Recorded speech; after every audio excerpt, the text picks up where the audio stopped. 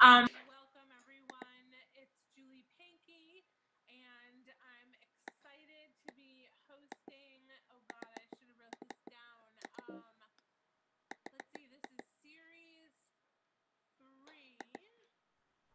3. Yep, and this is episode 4. I think it's 4. So Richard is our last and closer of our series. And we're super excited. If you don't know Richard Merrill, we're excited to have him here. If you haven't been joining the Hindsight is 2020 series, we took you through series 1, which was talking about back bar expenses, managing your expenses, and profitability.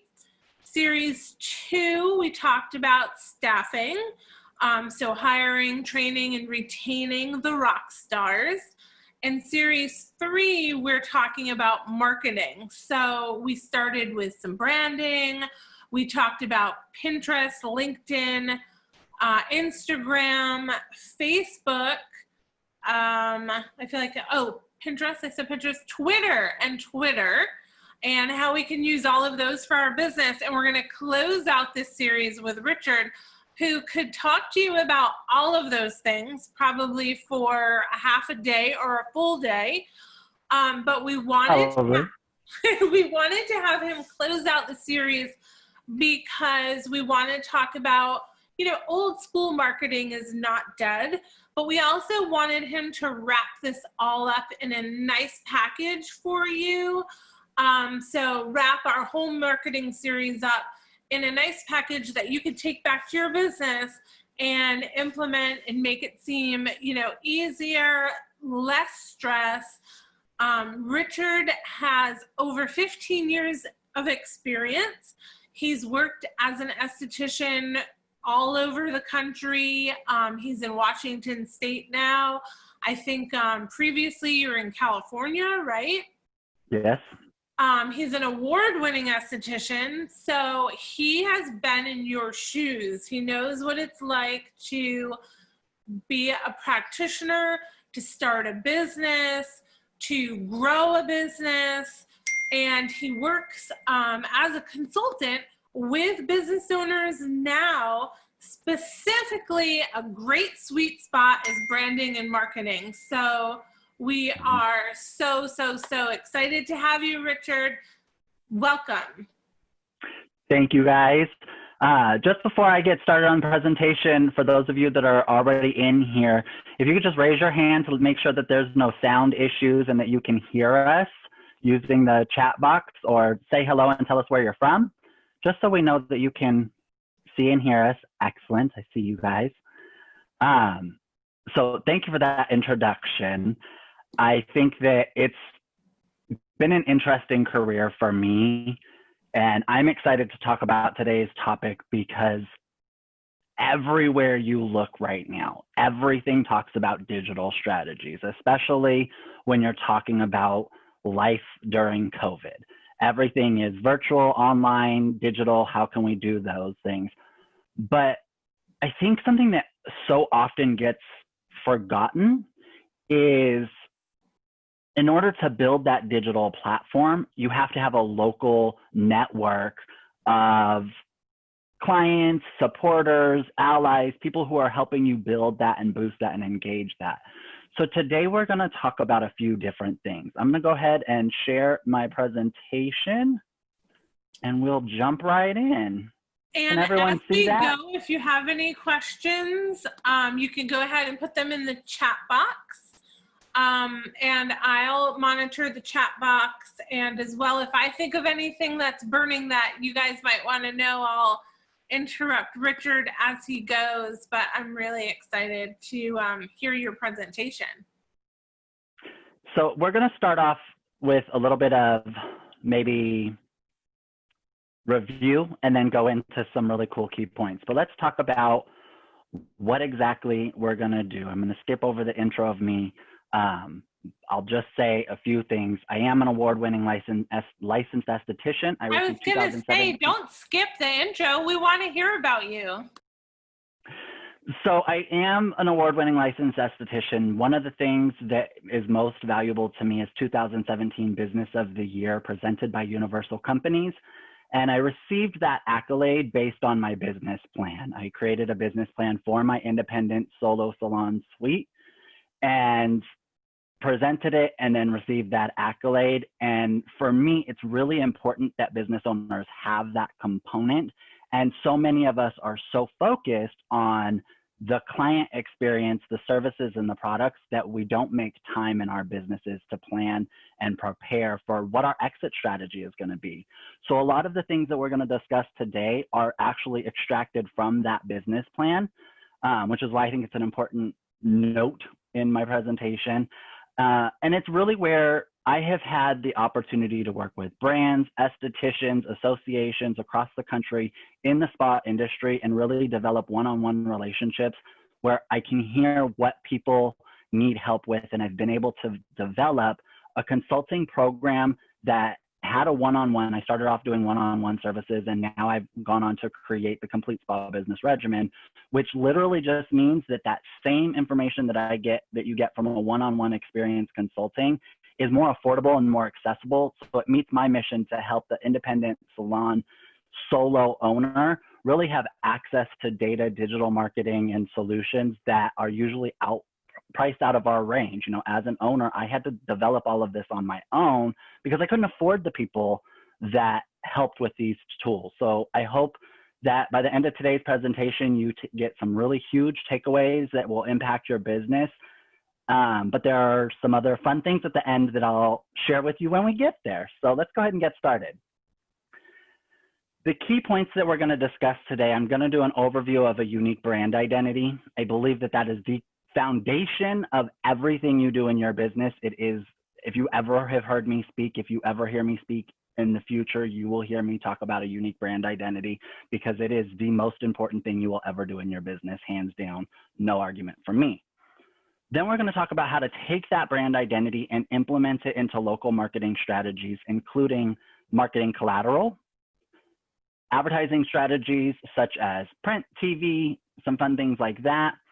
And then we're going to talk about two of my favorite topics that we really don't talk about in this industry at all, and that's event marketing and cause marketing. So I'll explain to you what those are, how to implement them, and how to boost your profitability in your business with those items. Then we'll wrap up today's call with contests and giveaways. I think it's an important topic because so often we give away the products and services that we sell, which means we've now lost the opportunity to sell that product because everybody enters those contests hoping to win. And when they don't win, they don't buy either. So how has that contest and giveaway helped you build your business, engage your audience, and really grow? And we'll take all of that and talk about how to create a 12-month plan of action to really streamline your marketing efforts. Because it's not, we've talked about this like last week about Instagram, you know, we have these great ideas of doing like contests and giveaways to increase, you know, our likes and numbers in social media. But if they're not going to buy from us, does it matter anyway, right? Correct. And I think that's when we compare ourselves, because that's really what we do when we start doing marketing research, is we just start comparing ourselves to everything else around us. And when you play that comparison game, what really happens is you're looking at their engagement from the consumer's perspective. So you're seeing the likes, you're seeing maybe the comments, you're seeing some of what looks like engagement, but what you don't see is what is the actual conversion rate? How many of those 1,000 likes are turning into paying clients? How many of those comments are actually people that are engaged with their business? Or how many of them are bots that are just set up to trigger to some hashtag that you used and have no bearing on your business whatsoever? And so then we start to feel really ineffective in what we're doing, and then we stop doing it. So, and that's why I think doing these local marketing strategies to really build an audience locally is really important in the foundation component, which is why I'm excited to kind of have this segment to talk about. Because without this, the digital won't matter. And I'll talk a little bit more about that when we get to the creating your action plan. But when you're creating a unique brand identity, I came up with the Merrill method. And really what it is whenever you create a piece of collateral, a post, whatever you're going to do to represent your brand, I want you to ask yourself a series of questions. Is your brand memorable? Is this brand something that people are going to have front of mind every time they hear, I need a skincare professional? You're the first thing that comes to their mind. If not, how can you improve your brand to be that person? The next is it enticing and is it engaging? So when we talk about those likes, that's not a conversion tool we're going to use. That's not a key performance indicator that we're going to use. We're going to look at, out of the people that are engaging with our business, how many of them are actually converting into money in our pocket. If you're not getting high conversions, think about ways to make shifts in your brand to be able to get to that conversion rate. The next thing is your brand relatable? So often estheticians like to look at their brand in a really narrow scope. So we think of our clients as their condition, anti-aging, acne, hyperpigmentation. But I'm not going to relate with my condition. I'm already uncomfortable, have confidence issues, and don't want to discuss my condition. What I'm going to connect with a professional on is personal things. So do you have a cause that's important to you that you bring awareness through your business platform? Is there something that your business does and gives back that makes you a human that I can relate to your mission statement? Implementing that one key component will change your business forever. The next thing is it recommendable? So I've got the engagements because it's enticing. I've got people remembering who I am and thinking of me firsthand, and they're relating to my message. But marketing is really about having people tell your story for you. So are your collateral pieces used in a way that people are sharing, people are talking about you, and people are recommending your business? And then most important to me, are you integrity-based? Are the products and the services in your treatment room directly related to your mission and your vision of your business? What you are trying to achieve can't just be, I want to have great skin for my clients. Well, are you using the products that you're selling in your business? If you're not, how are you selling it authentically? And because you're not sharing your personal experience, you're sharing sales data. So I really look at these things as integrity issues, because if you're not utilizing your products, your services in your business, then you're really just focused on the money. And that's not going to give you the longevity that we're going to get to in a second. The next thing is talking about language. As licensed professionals, we love science. We love data. We love all things that make us the powerhouse of resource to our clients. But are you taking that knowledge and data and breaking it down into a way that the consumer who's going to spend their money with you actually understands it? That's great that you have some amazing oligopeptide and you use that really large word, but if a client doesn't know what an oligopeptide is and how it affects their skin, your message is lost in their understanding and their inability to understand it. So thinking about your language, and then thinking also about who is your target audience and is the tone of that language connecting with them? And then most of all, once you've taken all of these things and really answered these questions and gotten to a point where you're saying yes, do you have the components in place to give you longevity all the way through to your exit strategy? We think about our operations on a daily basis, but are we looking at, I have an exit strategy to leave this industry and leave this business and retire by this date, and these are the things and the things I need to make sure, the check marks I need to hit by this point to be able to say I'm going to retire debt-free and financially fit. So longevity is more than just staying in business for 40 years. Longevity is also your personal longevity, your well-being, your health, and your financial well-being. So that's the Merrill method, and where I want you guys to keep your focus as we go through the key components of creating a brand identity. That's awesome, Richard, because in all the webinars that I've done, you know, I always talk to clients about, you know, longevity, and I talk to them about exit strategy, even when they're starting a new business. And, you know, it's scary to say, okay, we're opening a brand new spa. What's your exit strategy? But I think that being real about that and having an end game, helps you continue to be really true on brand and true to, all the steps of your business, that you don't veer off it if you have this really, like, I call it a big, hairy, audacious goal, but a big, end strategy, that it helps you to not veer off brand.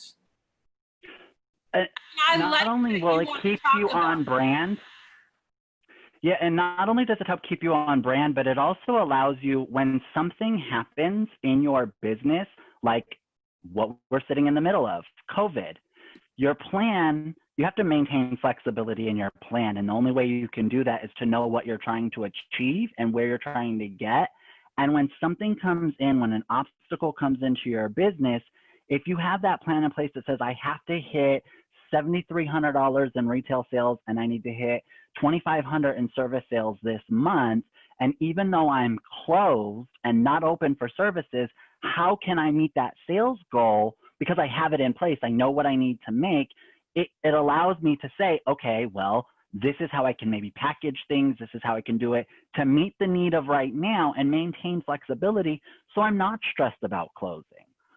And then again, bringing it back to your brand identity, we have to deal with things as they hit us in life, whether it's a national pandemic or it's a personal family matter that hits us. Things are going to come up in our life. So while having a plan is important, also maintaining flexibility is important. And I know those kind of sound like they go against each other, but it's really just about preparing. It all comes down to preparing yourself for the greatest level of success. So when we talk about a brand, what does that mean? It means the promise that you're going to deliver on to your customers. Your brand is what you wake up and do every day. So my brand for Richard Merrill Consulting is to specifically help independent salon and spa businesses hit $10,000 a month consistently in their business. So that's my promise. That's what I'm working to do. And that's what I'm going to focus. Everything that I ever talk about is going to be something that pushes me towards achieving that goal. But that's my mission statement. That's what I'm doing right now in the today and in the here and in the now. And that's how I check myself to make sure that I'm meeting that brand mission. But when we talk about purpose, we're talking about our greater vision. So this is where your vision statement comes in. Have you ever looked at brands and kind of done a side-by-side comparison and wondered why one brand does better than another? Part of that is because of their vision. The vision goes back to that longevity component where we're looking at the long-term goal. Our business is a platform that allows us to engage an audience with things that are important to us. And while skincare may be the thing that initially connects us, the things that are going to allow us to have a long-term relationship are the personal and the interpersonal relationship-based things. And these can come back down to causes, like if you're an oncology esthetician, how do you use your business and your platform to give back to that audience? Do you provide regular treatments in a treatment facility on people going through oncology treatments? A really great example of a client that I have right now.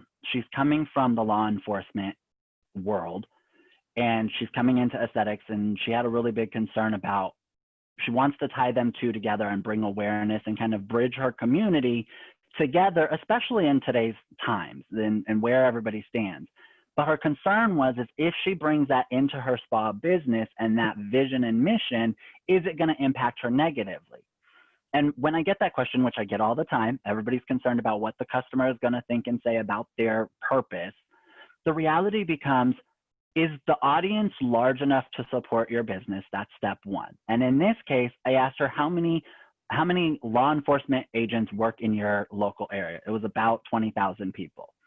Then I said, well, how many people of those are married? She's like, maybe 5,000. So right there, you're looking at an audience of 25,000 people. Are you, as a solo independent practitioner, going to be able to even take care of 25,000 people? No. So you have a large enough audience who's going to connect with your mission. If they don't connect with your mission and your purpose, stop chasing them. Stop wasting your time on people that are never going to become clients, and just focus on that individual that is going to connect with you. Because the reality is, at the end of the day, when they connect on that personal level, those are the clients that we talk about on social media. Those are the clients that we talk about loving, because when they come in, we have communication and conversation with them. We ask them about their kids. We ask them how work is going. We have an actual relationship with them. And then those are the same clients that have that relationship and then remember us, and they go out and they talk about us, and they do the word of mouth marketing for us. So your mission statement is what you do right now, that brand promise. Your purpose and your vision is what you're going to build and how you're going to impact that audience. Then as you impact that audience, it's going to grow. You're going to create this community. Through building that community and that niche, you build trust, and that's when you become the expert to that area. And notice I haven't talked about conditions. I'm not talking about hyperpigmentation, anti-aging. I'm talking about human-to-human relationships. I'm talking about connecting with people that have something in common with me. One of my personal, most impactful experiences is working with a domestic violence shelter. Being someone that came from childhood abuse, stopping and bringing awareness to abuse is important to me. And finding a way to do that through my business was important. There are people that aren't going to understand that. There are people that aren't going to understand that entire community. I'm not concerned about their opinion. I'm not concerned about what they think or feel. I'm concerned about making sure I'm impacting my people. And those people become my community and my tribe. Then we go into talking about personality of your brand. So who you choose as your community is going to change how you speak and the tone of your brand. And your tone comes across in everything you do. The print, the videos, the images, it all comes together with a really strong overtone of who and what you are. For me, I'm super casual. Yeah, I'm talking about really boring finances, operations, and business plans, but I'm super conversational and laid back. That's my brand. So those are the people that I'm going to connect with. That personality is relatable to my client. You're going through the same thing I'm going through, trying to gain clients, trying to meet your sales goals. And I'm not going to overcomplicate the process by creating such an overly edited experience of who I am to try to get that big ticket client. That's not who I'm after, and they're not going to understand me, and I'm okay with that.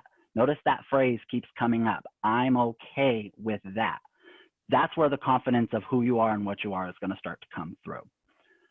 Once you've defined your brand vision, your mission, your personality, who you want to be, now it's time to give birth to this idea. So when you're creating your brand, there are a few key components that display all the things we've just, so everything up until now has been like the theory of who we are. Now let's talk about some of the physical components that go into demonstrating that. The first thing is our name. A name can be divided into one of three categories. A descriptive name like Richard Merrill Aesthetics is just that. It describes exactly who I am and what I am. But what about an emotive name like Serenity Day Spa? This is a day spa that might cater to moms who need a relaxing getaway from the stress of their everyday life. Now you have a brand name and a slogan and a brand and a mission all wrapped up very quickly in your name. That's all going to be conveyed from the name. Then you have the brands that create invented names. These usually take a little bit more explanation, but they have a really unique benefit in that when you invent a name, whether it's through spelling, it really creates a personalized experience and usually makes it very easy to get to the trademarking and making that business uniquely yours and building value in your brand. So a quick checklist to think of things that you need to look for. Before you ever spend any money on your brand name, the first thing you need to do is, can you find it on Instagram? Can you find it as a web URL? Can you get it on Facebook? Because if not, you need to see what exists and how you can adapt your name before you ever even think about doing a trademark search. Because if it's not available on those basic platforms, form, somebody is sitting on it for whatever reason, and you need to decide, are they sitting on it and have it at a value that I can buy it from them, that I want to spend it on? Is it that important to me? Or do I need to rethink and retrace and then go through the trademarking process? But then that's that final step of your brand naming. You need to trademark it. You need to own it. Ownership is the thing that says this business is mine and nobody can touch it, and creates the protection that allows you to grow the longevity. So now that you have given birth to the brand, it has a name, what about the way that it's depicted? How do you take that name and put it into all of your marketing collateral easy? Well, that's a logo. A logo is either a word symbol or an image symbol, or a combination of the two that depicts exactly who you and your brand are. So there's a wide variety, and this part of the process is supposed to be creative and fun. Don't get hung up on what everybody else is doing and how everybody else is doing it. If you're a high-end medical spa, you're gonna want clean, clear, clinical, and that's gonna be chosen in the fonts and the colors and the images that you use. But you can be a really unique brand that's a boutique spa. Two of my favorite that come to mind all the time is Wand and Willow Day Spa in Nashville. She has a unique brand.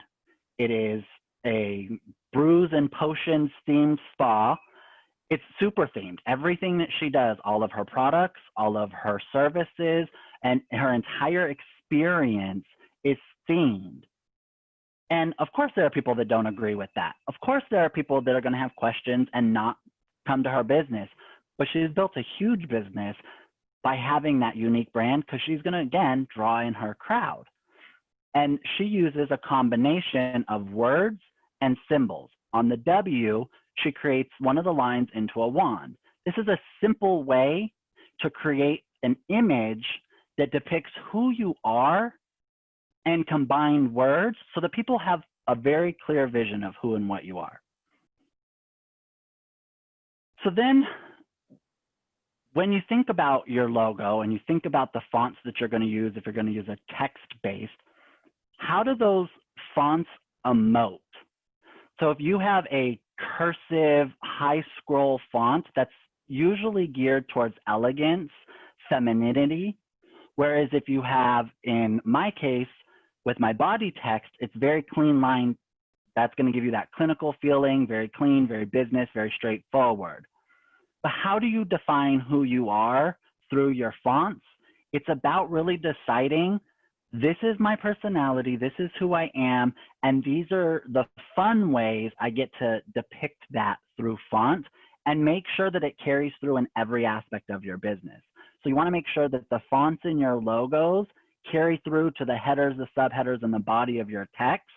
And you can have, in a great example on my slides, my header is always full capitalization. It's a serif font. And my subheader is the same font, but it's sentence capitalization in a different color. That's how I differentiate, but you'll notice this combination of text in my logo, in all of my marketing. And then at the bottom of each slide, you see this fun scroll font. You'll see that font mostly used in a lot of my digital media, because I want to have a way that's fun and different that breaks up my content. So really thinking about 4 different fonts and how each of them work together and depict who you are. Then thinking about the tone. As we talked about earlier, I'm really conversational. So when I write something out, I like to read it out loud. If I stutter and stammer through reading it, it's not authentically representing who I am, and I make the edits to make it freely flow off of my tongue. The most important reason to do this is when you think of digital, and I'm going to bring digital up for a minute. When you go on Instagram and you have a brand that has this gorgeous Instagram page, they've got these pinks and these pastels and this beautiful font and this really high-end language, and then you walk in their door and their spa is green and it's relaxed and it's completely not what you fell in love with online, you've now created a negative experience without doing really anything other than not carrying a consistent brand. You also might in your tone, draw in an audience that's not authentically your audience. If you're always speaking in medical terminology online, but you speak in conversation terminology in the treatment room, those are two completely different businesses. So you're attracting one type of business, but you're actually servicing another. So making sure that your tone is consistent is very important because it's going to determine who you draw into your business. One of the final components is the color. So colors, again, have that emotional connection. Red is used often in fast food places because hunger is actually stimulated by the color red. So if you think about fast food, all of them have some variation of red in their business. So when you think of a hospital or a spa or a clinical, you think of blues and mint greens and those colors. But what I don't want you to do when you think of color is pigeonhole yourself into what is the traditional spa world. There's a brand called Red Hot Lounge. She has a bright red wall with black walls. She's got a rockabilly kind of rocker vibe to her spa. She's got a great business and she draws a very specific clientele. Not what you traditionally think of as a spa environment, but it depicts who she is, what she is, and why she is, and the right people show up at her door. So think about the colors that you're attracted to and start there. The other thing is I just did a post recently on my Instagram talking about the connection between your image outside and your image inside. If you really are struggling with coming up with the colors, stand up against the wall in your spa, take a picture of your treatment room, then take that image on your computer and start color grabbing the things that are already in your space. You can create an entire palette just off of what you have around you. If let's say you use a wall image to bring color into your treatment room and you pull the colors from that, and then in a year you decide to change it, you can go back, do the same process because the fundamentals of creating your brand stay the same. As it adapts, you now have the process to keep growing it. But it's important to continue changing and updating for that consistency. Talking about brand imagery, so often we use words. We use words in descriptions, we use words in all these different places in all these different ways. But what we really lack is images of our treatment room, images of us outside of the treatment room. You know, yes, we know you're an esthetician. We know you do facials. We know you do waxing. We know those things about you. So when you come in from a marketing perspective, use imagery that pushes your brand mission, but really shows who you are. When we get into talking about collateral, making sure that a picture of your treatment room is on that collateral because it's going to carry out the consistency and it lets people know exactly what they're coming into. If I see your treatment room right here on this trifold brochure, I know what to look for. I can see that it's sanitary, and then making sure that when they walk in, part of that brand promises that's what they actually experience. If changes happen, you update the marketing collateral as you go. So in order to get into talking about the tools that we're going to create today, you want to take all of the information for your brand and put it into a style guide. A style guide is literally taking all of the components we just discussed and writing them out. My brand font is, my brand colors are, my personality is, and that's your check sheet for when you go to create something to look at it. So you ask yourself the Merrill method questions and then you look, does it have consistent coloring? Does it have consistent spacing? And when that changes, update the document. The other benefit to creating this guideline is when you grow to the point where you outsource these services, you have a way to say, this is my brand, don't mess it up. So now, many of you who have worked with me in the past know that this is my topic, creating a brand guide. And talking about the power of evolution, we've talked about digital a lot everywhere. Digital is thrown in our face everywhere. So as we go forward, we're going to talk about these old school marketing techniques that are actively working in businesses today. But I want you to remember what we first discussed: remaining flexible and maintaining the consistency and updating things as time evolves. Our businesses will change from industry influences to trends to consumer requests. When you make an impactful change to your business, make sure that all of the tools you have evolve with that change. Remain flexible and have fun. We're going to talk about some things that are going to sound a little overwhelming right now, but your brand gets to be fun. And just remember that as we go through some of these next topics. The first place I want to talk is marketing collateral. So collateral is your trifold brochures, your business card, your consultation form. So many of us use other brands' consultation forms, taking the minutes that it doesn't take long to slap your branding on that form and extend that experience to the customer. But these are all marketing components. These are all part of the customer buying experience. And ensuring that consistency means, are we taking each of these things and applying our brand mission and vision and clearly communicating that with every single person? The next thing to think about with marketing collateral that's important is, can a stranger understand it? So if you have a rack card, which is a 9x12 half sheet kind of quick overview of your brand, you might utilize local community spots to have those live. So that maybe a hotel with local attractions guide, you have your information there, local poster boards. But it's a quick snapshot. The front needs to be your services and prices only, no descriptions. If they want full descriptions, the call to action on a rack card is going to be visit my website or call me for more information. But on the back of the rack card needs to be that introduction to you, who you are as the service provider, your business, what is your mission and your vision and what are you promising them, and you need to include that picture of your space. This is an oversized business card, but it gives all the answers that make a client see that information and say, yes, I want to book a service.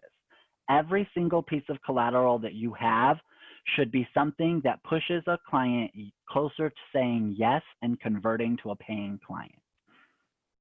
And then making sure that you're distributing it. How many times do we buy 1,000 business cards on Vistaprint because they're on sale, but then they sit in a drawer in our office? How is that effectively marketing my business, and what am I really utilizing that for? One of the tricks that I use for my marketing collateral, and I've done this for years now, is placing value on it. So a business card can be used in the treatment room as a referral tool. On the front of it, it has the information to contact your business in your spa. On the back of it, it has their next appointment time slot and a referred by slot. So I'll have my clients write their name on the business card. I'll give them about 3 of them, and I'll tell them, give this to your client. When they bring it back, you'll get XYZ as a thank you. Well, that act of just them writing on your business card and engaging with it has now engaged them in the sales process, and it's enticed them to actually put it in their wallet, take it, and talk about you, which brings us back to that recommendable component of a good brand. When you talk about things like a rack card or a trifold brochure, how do you attach value to that? The most valuable thing a client can give you is their name, phone number, and email address. Most people think, well, there's no money involved in that. Well, the fortune is in the follow-up. And if I give you a business card because I met you at the grocery store and I have no way to follow up with you and connect with you further, that hot lead has now become a dead lead. So making sure that you have access to tools while you're out on the go to connect with people, but also to collect their contact information is going to be important for establishing strong marketing guidelines. So now you've got your collateral, you've got it out in the world, you've got a plan to collect name, phone number, and email address. How do you impact your local community and get that message out. You can utilize digital media advertising, or you can use things like print, radio, cable TV, and direct mail. Now, I know a couple of you are probably sitting here going, I can't afford to be on a radio spot. But what you might not know is that there are actually slots of time that don't get filled because it's not an ideal time slot for a client of a higher nature, perhaps. But consider this. If you're working with clients who are maybe dealing with premature aging, maybe they also deal with insomnia, which is going to cause a lack of sleep. Potentially people with insomnia also have dehydration issues because they're not drinking water and there's things going on with their body. So if you got a 2 a.m. time slot on a radio for $50 that said, hey, my name is Richard, I'm a licensed esthetician, and I offer treatments that specifically address ways to reduce stress in your life so that you can get a better night's sleep. Everybody that's awake at 2 a.m. is going to relate to that message. Then the process begins and they're like, well, maybe I'll do this to try to make myself feel better. Because the other side effect of not sleeping enough, not drinking enough water, and not taking care of ourselves is literally the emotional baggage that comes along with that. If you can attach something that emotionally connects to a client, the results that you're going to achieve with them have such a greater impact that you can't recreate that. The impact that you create through that kind of change is the things that we live for. But finding unique and creative ways to contact that client is important. You know, one Now, time I was working with a client, just a few testimonials to that you can work with radio. Radio is expensive, right? Don't get me wrong, but we contacted iHeartRadio, and it was, an exorbitant amount of money to hit like the high times when people are driving to work and from work. So they had an idea, what if you advertised on like the Car Talk or the sports radio channel? And we're like, eh. And so, they pitched it, and it was a fraction of the price. A laughable dollar amount. And, what happened is people listening to Car Talk, who are the people listening to this in their cars, men, right? Predominantly men. And then on sports radio, also predominantly men. And it's right before a holiday. Who are the people that forget to buy gifts and are last minute? So it was all about gift certificate promotion, and it was amazing. The other thing that we've done is a trade with the radio stations. So, they sometimes need something to promote. It was trying to think what they were doing. They were doing, it was with a hotel property that I worked with, and they were doing like a, fill the bus canned food drive, right? And so we wanted to be on the spot. I called, I was like, I called for the hotel. I said, we really have no budget for this. So I'm not sure why I'm calling, but what can we do? And she's like, if you give away the grand prize to the small business that donates the most cans for this canned food drive, we'll advertise it every single day for you at no cost. And so it was like the small office prize was 10 people or less. And, we did, very manageable mini treatments, with a glass of wine. And it was far less expensive than, paying for advertising in these prime spots, because they were advertising the canned food drive, which was on your drive to work, midday at lunch, and on your drive home. And we really paid nothing Regina said she did NPR once. NPR is another really good place to, you wouldn't think it, but another really good place because those are your buyers. And they had a summer special 5 times a day for $1,400 for 6 weeks. And Regina, did you get business from it? You can answer in the chat while Richard continues. Sorry. You're good. The other thing that I think radio is one that we think of a lot, and the radio space is changing with digital streaming services and Alexa services and Siri services. There's a lot of unique ways to actually expand what radio means in today's marketplace. But the other one that's really interesting is cable TV. So, you know, you may not get on the primetime spot on a news show, but if you actually contact local news entities who are targeting that local area, and you just let them know, hey, I'm available to discuss skincare and health and wellness related topics, and make yourself available. That's the thing to keep in mind with something like cable TV, is a lot of times in order to fill a space, you're going to get last minute notice. But if you can make that last minute notice, 2 things come from that. A, you get that live broadcast moment right here in the now, and you've got that information out. But then you also have ongoing content that you can splice that up into and reuse and repurpose again and again and again. I think one of the things that stops us from marketing is we think that it's a never-ending cycle, that we always have to generate new content all the time. And that's only partially true.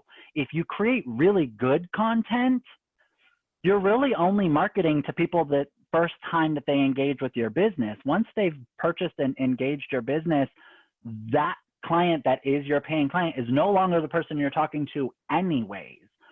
So reutilizing things that you've created to draw a larger audience is not going to impact you negatively, and it's going to cut back the amount of time you have to put into your marketing. So really getting a couple key huge moments is more important than consistently doing them all the time. I think that's something that's really important to remember. And again, keeping it local with that local matters approach. You also can do some of these things talking about trade, working with local businesses. I'm going to go into something a little bit more about partnerships, so I'll wait before I get there. So let's go into event marketing. We've got 3 more topics, and then we'll wrap up and I'll answer some questions for you. But let's go into event marketing. Event marketing is something that I think overwhelms people. Event marketing is to the esthetician what trade shows are to the big brands. They are a big moment to meet a lot of people, but they can feel overwhelming when planning them. And one of the things I do in my course is I break this process down in a very simple, manageable way. But there's 2 kinds of events you can participate locally.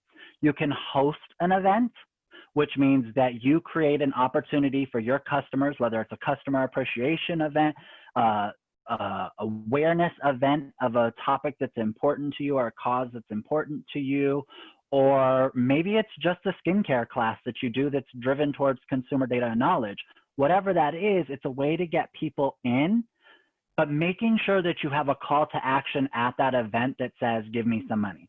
Whether that's today only, get 25% off, which is a huge savings opportunity that ends when you walk out the door, whether it's buy 1 gift card, get 1 free, creating a really big impactful call to action when you have a large audience allows you to build a long-term relationship. I think a lot of times in events, we just try to focus on getting that 1 appointment. Event marketing is really focused around getting the large ticket sales because you have more opportunity to engage and communicate than in your treatment experience, where they're going to get that when they commit anyways. So take your bigger ticket items, put some kind of small discount on them, or we'll talk about some other ideas in the giveaways section in a second, but putting some value add to it that they can only get at that event, and then consistently doing those will build up a large exposure and engagement with your business. Also a great way for you to get people to check in on social media, because if you have this event and you tell them to check in and you reward them for checking in, you now have everybody talking about your business for you. The next thing is talking about sponsoring events. So this is kind of like what Julie just spoke about, where you engage with somebody else's event and you utilize and piggyback off of the marketing that they're utilizing.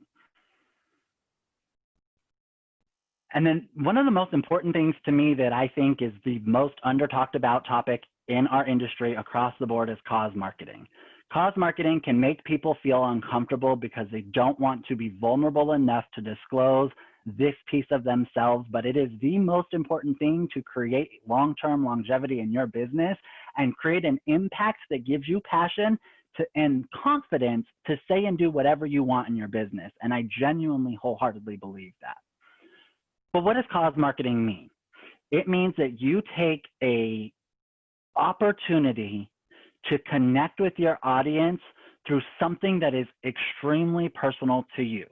So I gave an example earlier talking about working with the domestic violence shelters. In that example, I've also done events working with AIDS walks and LGBTQ organizations. I was blessed enough to actually work with HRC and meet Joe Biden at an event and engage in this way through being a volunteer.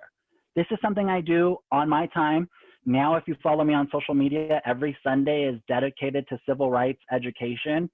And I've had several people since I started message me and say, don't you think that that's such a hot topic? Absolutely, I think it's a hot topic. It's also something I wholeheartedly stand behind, and it's important to me. And the people that get it follow me. And I will tell you, my engagement actually has increased more exponentially since I started that series than anything else I've ever done in the entire history of my entire career. Because it's what we're talking about, but it's authentic. It's who I am. It's what I mean. And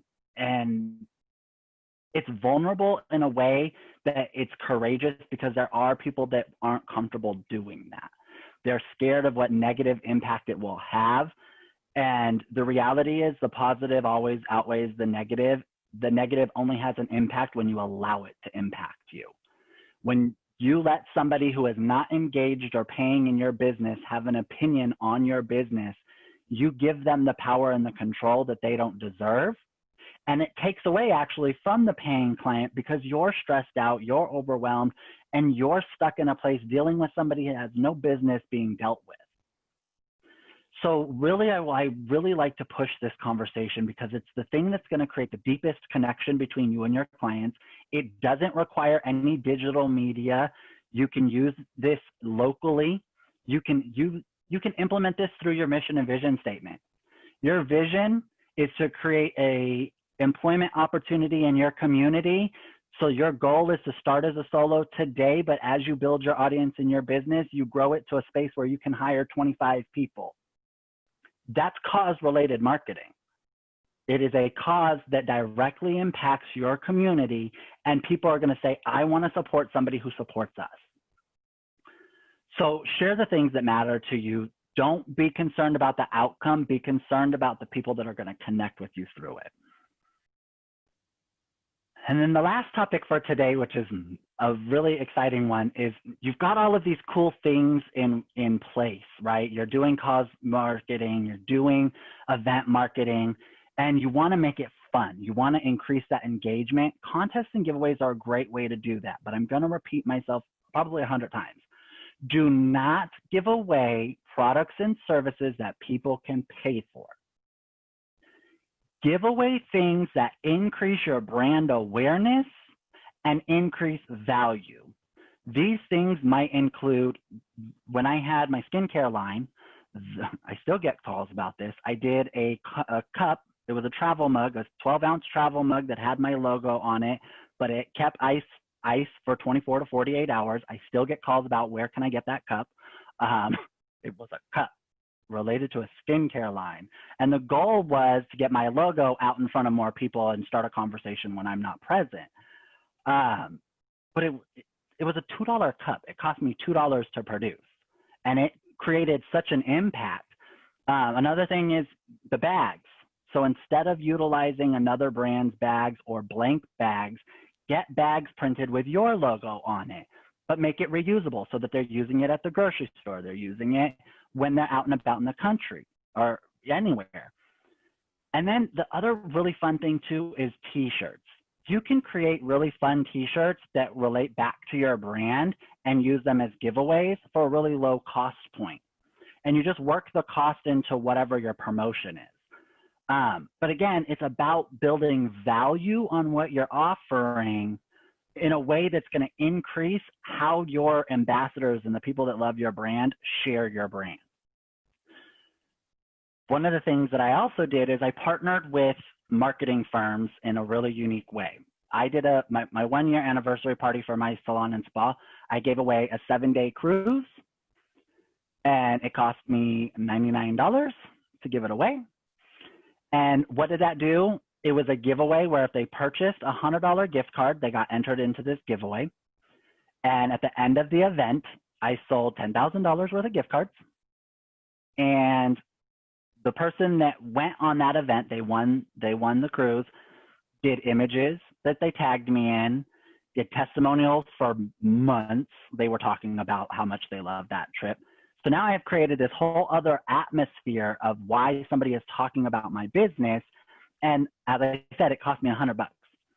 So there are low cost ways to really increase value and these are what the big brands are doing. When you're walking through the mall and you see the car giveaway, there's a service called Prize Indemnity Insurance. And it's an opportunity where you create these giveaway opportunities for $100,000 a car, but they're paying for insurance. It's something I've been researching lately, and I'm working on doing more with. But do you know that some people are doing $100,000 giveaways and they're paying $700 for it? Imagine the impact of doing a $5,000 cash giveaway in your spa at your event to draw people in, and then on top of that, creating a $100 gift card promotion where they're buying that $100 gift card to get involved, and you've now created a long-term opportunity for them to engage with your business, and then you build that longevity through hitting them with stellar customer service every time they come back. And it doesn't have to cost a lot. I think that's the thing that makes us stop and not even research these options. Big businesses don't spend a lot of money. They're all about the bottom line. It's just about knowing where these resources and these tools are. And that's something that I have prided myself on as a consultant. I have a wide range of resources available in partnerships that I've been blessed to build through my experience and my time in the industry. And now they get to benefit you. So now that you've talked about this big scale brand event, how do you put that into a plan of action? How do you create consistent communication? Every month, have a product focus that spirals down into an ingredient focus, a target client focus, have a service. If you do customized services, so my menu was introductory facial for everyone starts here, and then 30, 60, 90 minutes, depending on how much time you want to dedicate to me. So my product of the month would be vitamin C. So in my service of the month, I would just focus on the fact that I have a vitamin C mask. I'm not doing anything different at all. I'm just giving them a reason to engage with the data and having a topic that's maybe seasonally focused like pumpkin, or maybe it's holiday focused like Valentine's Day. So I talk about maybe doing a pairing of 2 services. And then having an event of the month that ties back to that product and service. It's an opportunity to sell those things. And then maybe that event ties into a cause. So a cause of the month, usually a longer term promotion gives you longer time to talk about it. A lot of times we do 3-day or 1-week promotions, whereas if you do a 30-day promotion, you hit multiple pay periods for a client, which means you give them more opportunities to purchase from you. You also get more time to educate them on that thing. So if you're talking about a vitamin C serum for a month and you're talking about the benefits of vitamin C for a month, in April, which also happens to have National Vitamin C Day, you've got this entire plan that's very simple to do and implement.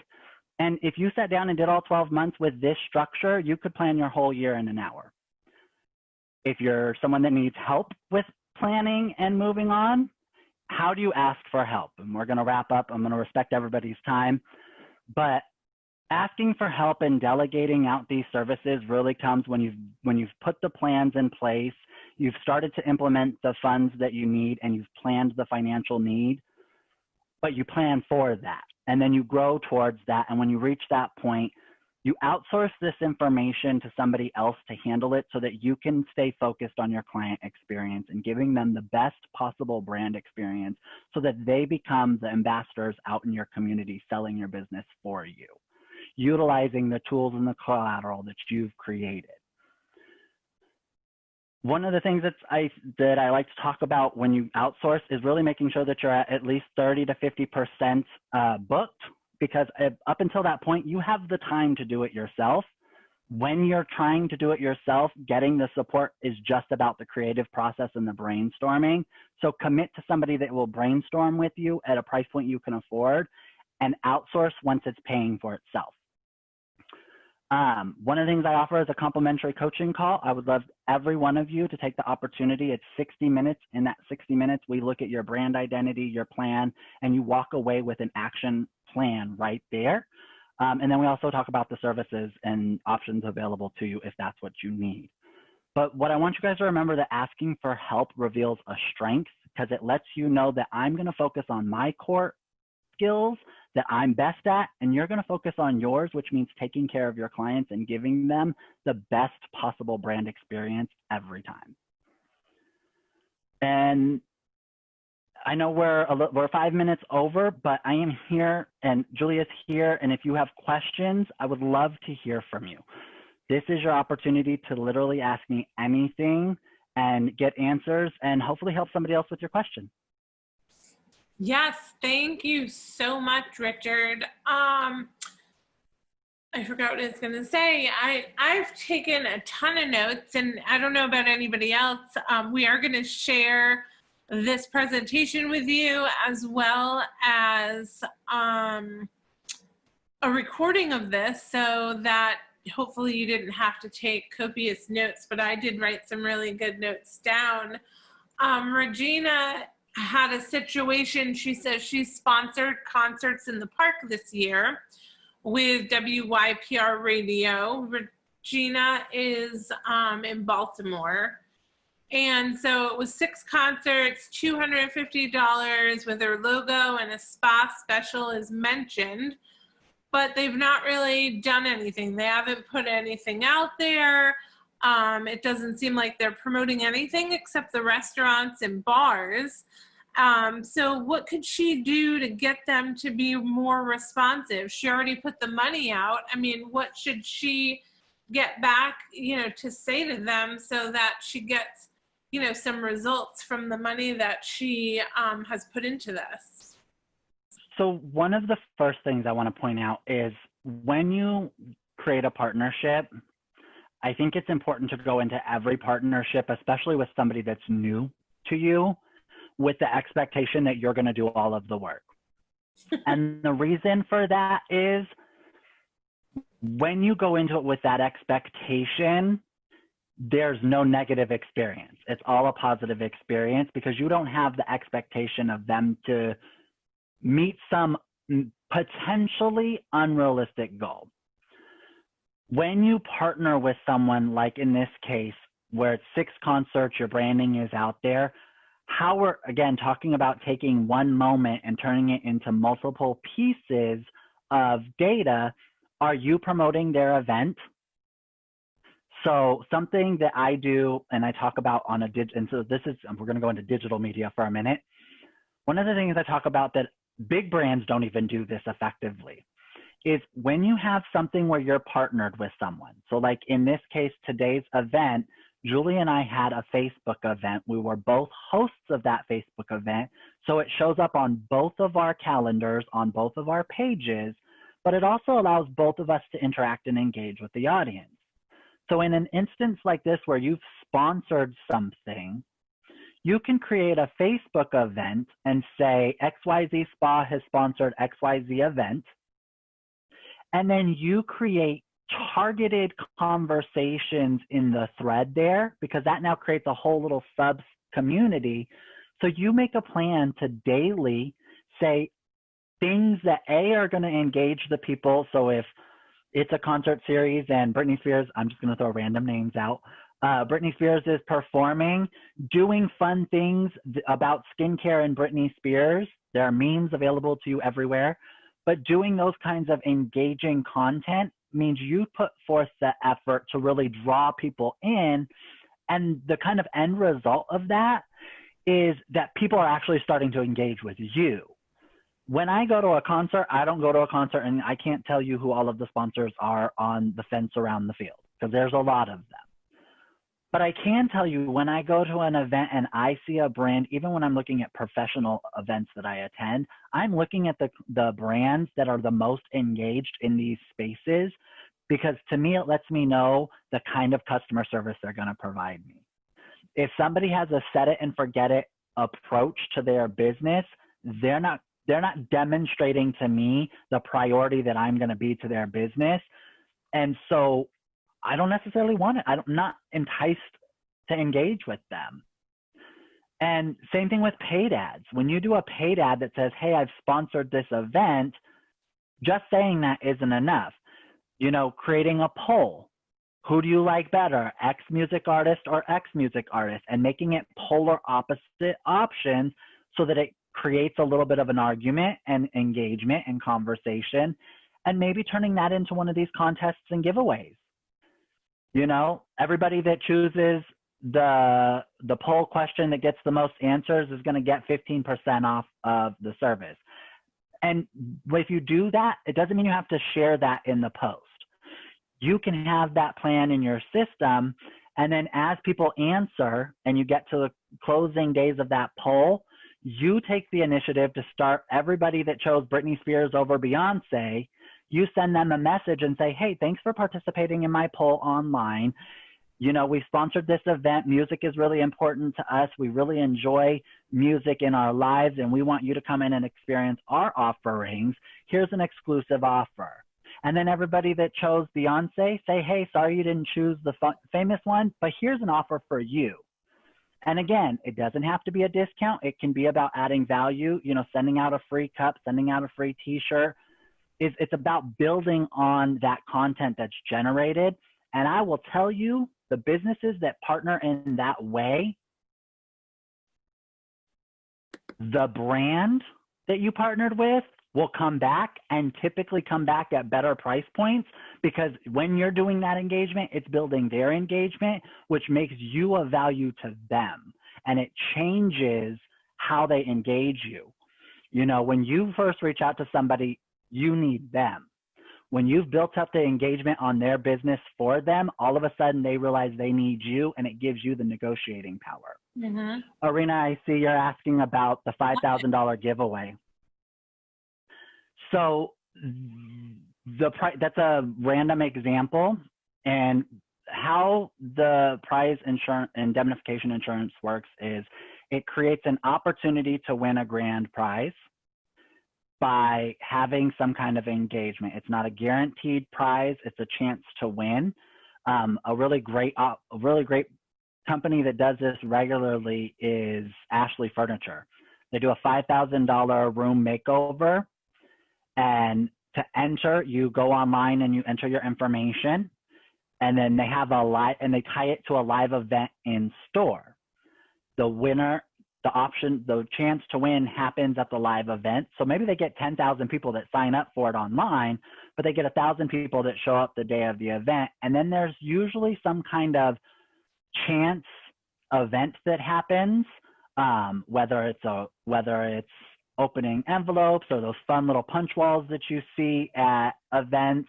There's some kind of triggering event where if they do whatever it is. So a great example is a dice roll.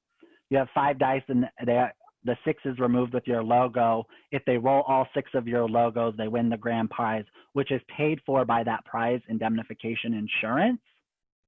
And then you have sub prizes that are done by you.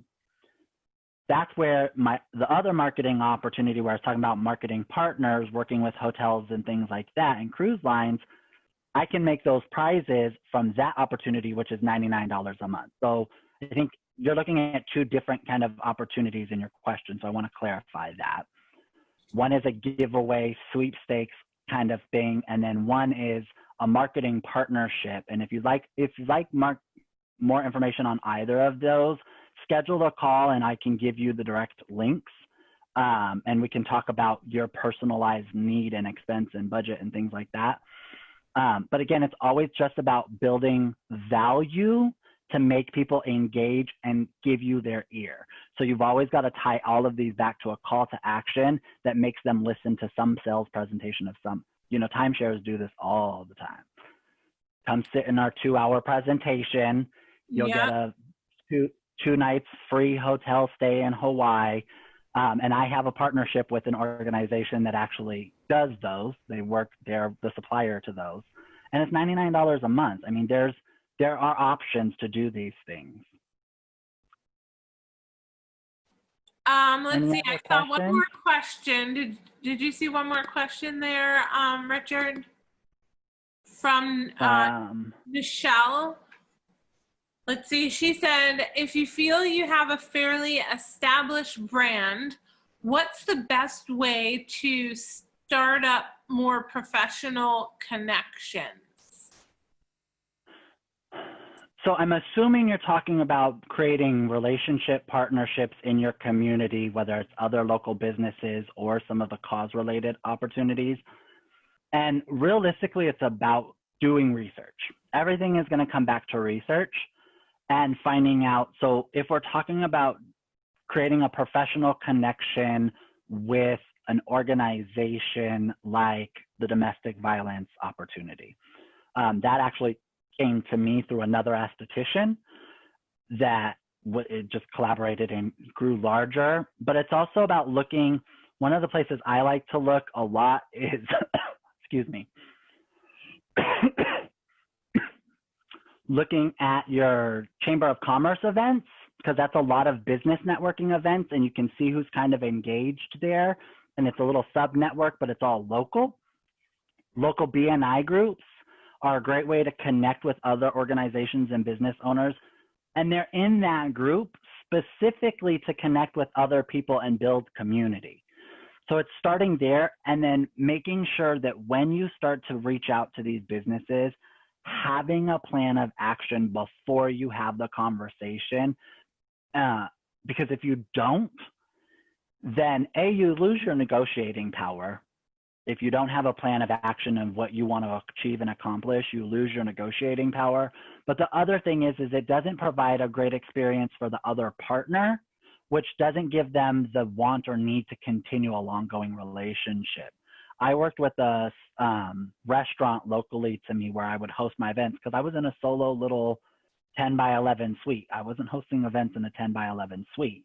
So I found a restaurant that had a great space that we partnered. They sponsored the food and the drinks, which allowed people to try their food, but it also allowed me the opportunity to have a space that I could host my event at an affordable, low cost, no cost way.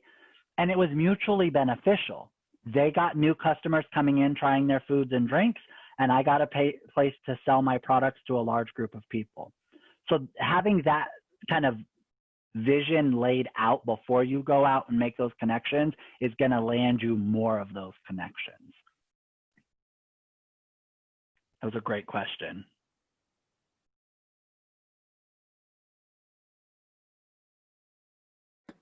Let me unmute myself while I'm chatting away on my own.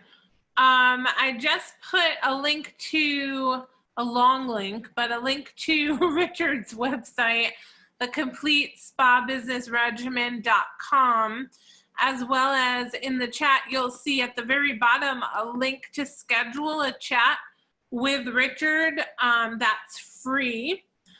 So a 1-hour chat so that you can talk to him, continue this conversation about how it impacts your business and the specific questions around your business. Because I know we have estheticians, we have spa owners, directors, and resource partners on the call, and I'm sure on our replay. So I'll be sure to share Richard's information. Let's see, Regina's gonna hop right onto your website, which is great. We are so grateful. Thank you for staying an extra 15 minutes, and we're grateful to Richard. I think this was an amazing webinar. I took lots of notes. I feel like I have had calls with Richard, but I will schedule a call too, even though I'm not a spa owner, right? So you don't have to be a spa owner. We need to be doing, all of us doing this right, and engaging with our audiences, being deeply personal, which I know is hard. It's hard for me too. And doing video is what I despise. I know we have a vendor on the call. I don't know if Lisa Canali is still on the call. I don't want to peek and see, but she has a skincare line. Well, it's called Wild Air Skincare.